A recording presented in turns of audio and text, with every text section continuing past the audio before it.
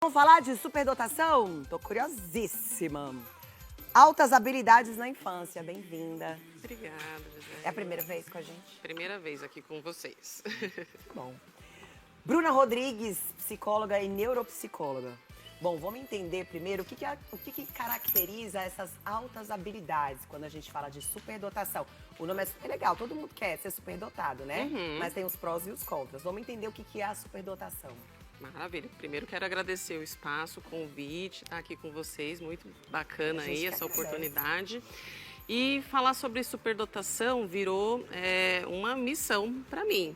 Né? A minha experiência clínica tem trazido muito essa necessidade de proliferar mais essa informação, porque o conceito, ele passa por uma ideia assim, de que todo superdotado é aquele gênio, é aquela pessoa... O o mais mais inteligente da turma.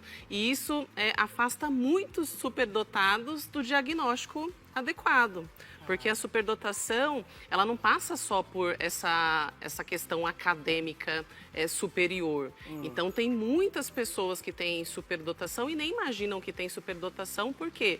Porque essas peculiaridades que a gente acaba identificando no superdotado não são vistos. Então, qual é a ideia que a gente precisa fazer? Aquela criança que começa a falar muito cedo, que tem uma comunicação muito boa, criativa, curiosa. Então, lá desde os primeiros anos de vida, você já começa a perceber uma diferença de comportamento dessas crianças. E aí a gente repara também uma hipersensibilidade também. A criança que é superdotada, ela tem várias habilidades ou ela pode Sim. ter uma só? Que nem a gente tá mostrando agora, ó. Então. Ela é linda demais, todo mundo quer, ó. Então, é Você um vê caso. que né? A Maísa também. É a Sim. Maísa, né, gente, do SBT. Aí, ó. Sim. Então, são crianças, a gente pode dizer que superdotadas? Então, são crianças que apresentaram essas altas habilidades já desde a primeira infância. Cognição, raciocínio rápido, Exatamente, uma memória significativa, uma atenção. E essas habilidades, elas também podem entrar dentro do conceito do esporte, de uma facilidade muito ampla em relação à parte artística. Então, uma musicalidade também muito significativa. Então, essas habilidades somada a um ambiente que possa favorecer esse contexto pode trazer aí dados significativos em relação a essa superdotação. Qual é a importância a gente descobrir cedo, né, que nossos filhos, nossas crianças aí têm essa superdotação? Hoje eu vejo até como uma forma da gente prevenir as doenças emocionais. Porque a superdotação, ela traz uma autossensibilidade, uma hipersensibilidade em relação ao que está acontecendo no mundo. Eu mesmo na clínica já tive casos de crianças pensando em morte mesmo, pequenininhas. Por quê? Porque não estava Quantos conseguindo, anos? 9 anos. Não conseguia administrar tudo o que estava pensando, Sim. sentindo, se preocupando. O superdotado, ele tem um senso de justiça muito alto. Então, enquanto ele fica sabendo o que está acontecendo no mundo, ele fica muito meu Deus, adoecido em relação a A isso. minha filha é assim, sabia? Então, essas crianças, elas são muito sensíveis, criam uma vulnerabilidade em relação às questões emocionais. Então, falar sobre isso e fazer essa identificação precoce, Gisele, faz com que a gente possa ter essa prevenção. Tá. E onde a gente começa a ver, por exemplo, que está atrapalhando o desenvolvimento da criança, né? Onde a gente tem, quais são os sinais, né? De falar assim, sabe? Porque pode ser uma superdotação e pode ser também, enfim, uma criança curiosa, né? Como que a gente consegue distinguir isso? Porque acho que é pertinho ali, né? São Sim, sinais uma linha bem tênue, bem né? tênue. E a gente tem, assim, a inserção na escola, que começa a dar alguns impactos. Então, essa criança, muitas vezes, ela não acompanha ali o ritmo acadêmico, porque ali tem um padrão e ela está enxergando além, ela está se interessando por coisas além daquilo, então acaba tendo um impacto dentro da fase escolar. Na vida adulta, essa pessoa ela pode ter um impacto em relação à vida do trabalho também, essa coisa muito engessada de regras, quando ela não tem muita liberdade para fazer as coisas da forma que ela gostaria de fazer, da forma criativa que ela gostaria de fazer. Os relacionamentos também podem ser impactados. Então, cada fase da vida a gente vai acompanhando uma Sentindo. dificuldade tem alguma diferença? Quem tem o QI elevado é superdotado? É considerado superdotado? Então, hoje a gente tem um conceito de inteligência muito abrangente. A questão do QI é algo que faz a gente, dentro das avaliações neuropsicológicas, ter um ponto de atenção. Se aquela pessoa ela tem ali uma habilidade que vai acima da média da população, que é o QI, alto acima da média, a gente já tem um ponto de atenção. Mas nem sempre esse QI vai estar acima da média quando se trata do superdotado. Às vezes ele não tem uma habilidade verbal, uma habilidade matemática, que muitas vezes é analisada dentro do teste de QI. Que muita gente fala assim, eu não sou bom de matemática, então não sou superdotado. Não. É isso? Não exatamente. Não tem nada a ver, então. Porque às vezes ela não tem essa habilidade acadêmica ou essa coisa que o teste de QI analisa, mas ela se destaca em outras áreas de uma forma acima do normal. Nossa, quais são os exames que tem que fazer? Deve ser uma bateria de exames aí para descobrir, né? Sim, nas avaliações neuropsicológicas, a gente tende a ter essa visão dos testes psicológicos, onde a gente tira essa média de funcionamento de como que as pessoas, a população, funciona na média. Sim. E a gente tem essa avaliação também investigativa, onde a gente vai lá desde a infância da pessoa, investiga em diferentes ambientes o comportamento dela para concluir essa análise. Essa superdotação, né, esse QI elevado, é uma coisa genética ou não tem nada a ver? Ou pode vir também na genética? Pode vir, sim. Tá. Então tem uma relação bem significativa. É verdade que o QI é sempre da mãe? Não necessariamente, mas acaba influenciando bastante. Eu ouvi falar que é sobre o gene da mãe, assim, da inteligência. É verdade isso, não? Tem do pai também, então a gente acaba muitas vezes descobrindo esse diagnóstico dos pais através dos filhos. Então os filhos acabam apresentando isso e hoje a gente tem mais acesso a essa questão do diagnóstico, da avaliação e os pais acabam descobrindo também. Vamos falar dos perigos, né? Quais são os problemas em não detectar, assim, mas minha filha é inteligente, tá tudo certo, né? Mas quais são os problemas emocionais que podem ocasionar no futuro? Né? No presente é a desmotivação, né? Se sente incompreendido, porque se sente desmotivado, porque na hora que vai explicar já sabe. É diferente dos amiguinhos, então não tem aquela sensação de não pertencimento. Eu acredito que isso tudo sejam problemas presentes. E os futuros? A gente tem vários problemas. No âmbito social, eu vejo que a gente tem um problema de subaproveitamento. Quantas pessoas poderiam aí estar se destacando e não estão sendo observadas? A gente tem isso também. Mas dentro do contexto escolar, a gente tem muitas vezes uma criança que não tem paciência de estudar para a prova, porque ela já aprendeu ali, ela aprendeu ouvindo. A professora estava conversando, ela já aprendeu. Aí ela não consegue estudar. Aí na vida acadêmica, quando o nível de exigência aumenta, ela começa a ter dificuldade. Ela começa a ter dificuldade na adaptação, porque são crianças que querem interagir com crianças que conhecem também, ou com adultos muitas vezes. Então tem esses problemas nas relações. Tô tentando pensar aqui que eu preciso fazer da minha filha. Toda vez ela fala, mas ela é a única que parece que me entende, que conversa comigo. Ela é da galera, sim, mas tem uma amiguinha só que ela consegue conversar e trocar uma ideia, né, como eles falam. Sim. A gente tem que ficar atento. Os sinais, porque acho que é um conjunto, né? Não só os pais, os professores, os cuidadores. Eu acho que a família em volta. Sim. Né? A gente já falou um pouquinho, vamos falar novamente sobre os sinais para detectar que meu filho pode ser superdotado, né? Pode ter esse QI. Geralmente, quando os pais são, eles têm um pouco mais de dificuldade de identificar, porque eles falam, é normal, eu faço assim também, né? Então, na escola, a gente começa a ter uma visão mais panorâmica, porque os professores têm ali como comparar aquele tipo de comportamento.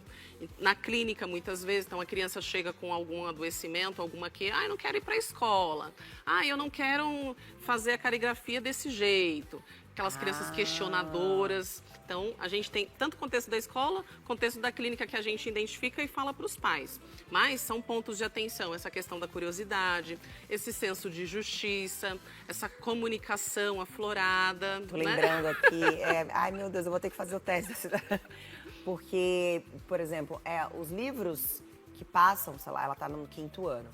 Ela fala, mamãe, a linguagem é muito fácil. Só que para eu pegar os livros de uma série mais avançada, você precisa autorizar. Sim. Aí a diretora me ligou, falou, olha, ela quer pegar o livro, né, de outra... eu posso autorizar, né, do 6º ano? que ela quer pegar o Harry Potter e tal, e ela tá lendo, assim, ela é piquititica, assim. Então, e precisa ter essa motivação, né? A gente Sim. precisa aproveitar. Tem que ficar atento mesmo, né? E Sim. fazer o exame Sim, também, né? então ter essa avaliação Os de um exames, a profissional avaliação de um profissional. adequado. Até pelo aproveitamento, igual você falou, às vezes tem né, um dom ali, Subaproveitamento e né, a gente acaba desperdiçando isso. Vamos diferenciar, porque eu acredito que com a superdotação venha, né, as pessoas confundem com TDAH. O TDAH é o quê? O transtorno do espectro autista, Autista, né? Isso. E tem a ansiedade também. Sim. Então, aí acaba se misturando algumas características, sintomas, não sei como que a gente pode trazer. Sim, pode acontecer de algumas características desses outros diagnósticos serem muito parecidos com a questão da superdotação. Então, vou dar um exemplo, por exemplo, do TDAH. O TDAH, ele é muito acelerado, ele tem uma velocidade... Um raciocínio muito rápido. Um raciocínio muito rápido, então a velocidade de processamento dele é muito rápida. Às vezes, o que ele está pensando, ele não consegue falar ao mesmo tempo, porque... É muita coisa. É muita coisa. O superdotado pode apresentar esse comportamento também. Entendi. O fato de ser superdotado extingue a possibilidade de ser TDAH? Não. Pode acontecer as duas coisas juntas. A pessoa ter o TDAH e ter a superdotação, assim como o TEA também e outros transtornos. Mas é muito importante que essa avaliação seja feita de forma adequada para que a gente tenha esse diagnóstico certo. Qual que é a importância dessa avaliação? A neuropsicologia, quem faz a avaliação é a neuropsicóloga? Isso, que é uma especialidade da psicologia, que a gente tem essa visão mais panorâmica da forma neurológica da pessoa, né? Sim, para trazer mais detalhado. Então, Exato. é o neuropsicólogo, que é Isso. dentro da psicologia, tem isso. Uhum. E tem que ser, tipo, especialista em criança, alguma coisa assim? Não é um todo? Não, é um todo. Alguns focam mais na área infantil, outros focam mais na área adulta, terceira idade, mas não necessariamente. Como que a gente pode desconstruir essa superdotação? Porque não é aquela criança também que fala tudo, que sabe todas as capitais das cidades, a tabuada de cor, essas coisas. Como a gente pode desmistificar isso, né? Porque ele pode ser ruim em matemática, por exemplo. Ou não ter habilidade no esporte, Sim. né? Ou ter também. Então não tem uma regra, né? De superdotação tem isso, aquilo. É bom em tudo, né? Digamos assim. Essa questão de que vai ser bom em tudo, Vai ser bom em tudo. vai ser gênio, a gente precisa derrubar, porque é uma coisa que muitas vezes atrapalha bastante a gente. Até porque o superdotado, quando é diagnosticado, às vezes ele carrega esse estigma. Você tem que ser bom em tudo. Nossa, que peso, né? Aí é um peso. Tem que ter um acompanhamento psicológico? Vai descobrir que tem superdotação. Precisa de um acompanhamento? É adequado para entender esses potenciais e saber de que forma manejá-los. Para que não haja esse subaproveitamento ou para que não haja também nenhuma distorção em relação a esse potencial que essa criança, esse adulto possa ter. Mas, de modo geral, a gente precisa sempre observar o quanto que isso está impactando essa criança. O desenvolvimento da criança, a qualidade de vida, porque tudo isso é o que a gente quer trazer, né? Exatamente. Qualidade, para isso o diagnóstico. A gente tem um vídeo de uma criança superdotada. Coloca aí, por gentileza, que a gente pegou da internet. A internet, a comunicação digital, se tornou nossa aliada na prevenção de doenças. Através das redes sociais, a gente consegue disseminar informações importantes sobre saúde, sobre doenças, enfim, sobre condições médicas, enfim, sobre como ter uma vida mais saudável. Meu filho, é adulto, sabe essa palavra? E para isso a gente precisa de algo chamado literacia em saúde, que é saber falar mais sobre a interpretar superdotação. o que está escrito numa bula de remédio, por exemplo. E quanto mais pessoas estiverem informadas, mais saudável o nosso Brasil será. Lembrando que vídeos da internet não substituem consulta presencial. O vídeo é para você chegar informado na consulta e conseguir interpretar o que o médico está dizendo na hora da consulta. Olha o impacto que isso dá, né? Disseminar. E vocabulário? E vocabulário, disseminar, gente. E esse vocabulário vem de hoje, porque assim, não deu nem tempo dele estudar várias coisas para ter esse vocabulário desse jeito. Quando a gente faz 6 anos falando de disseminar. Sabe, tem gente com 40 que não fala essa palavra, disseminar. Sim. Como é que sabe, né, o significado e traz, enfim, isso na boqueadora, é interessante. Quando a gente vai fazer uma avaliação dessas crianças, geralmente o funcionamento dela é diferenciado. É uma atenção que é diferenciada, é uma memória que é diferenciada. Então, é uma criança que ao longo da vida ela vai absorvendo tudo. E ela tem esse interesse, essa E curiosidade. a gente acha bonitinho, e fala, meu Deus, como é inteligente. Exato. Isso, aquilo, né? E tem outra também que vou falar com a mãe de outra amiguinha da Pi, que ela é uma dançarina, uma bailarina. Então ela tá nos grupos das grandonas, ela é desse tamanhozinho. Mas ela tem uma habilidade na dança, assim, impressionante. Parece Exato. uma adulta dançando. Então ela tá sempre no grupo das grandonas, ela não dança com as pequenininhas, entende? Eu não sei se isso é um alerta, né, por exemplo. Eu não sei Sim, como pode que ela na ser. escola. Mas na dança, você fala, nossa, como que ela consegue fazer isso já com... E piquititica, tipo, que nem ele, 6 anos a gente tá falando. 6 aninhos. E isso, por exemplo, no decorrer da vida, né, se for desenvolvido, visto com mais atenção, você tem uma vida aí tranquila e normal, mas precisa dessa Sim. atenção. E para sempre, né? Para sempre. É muito da pessoa se entender. É uma questão de Sim, autoconhecimento, né? O que eu sou, como eu funciono, como eu Sim, trabalho, o que me motiva. exato. O que me desmotiva também.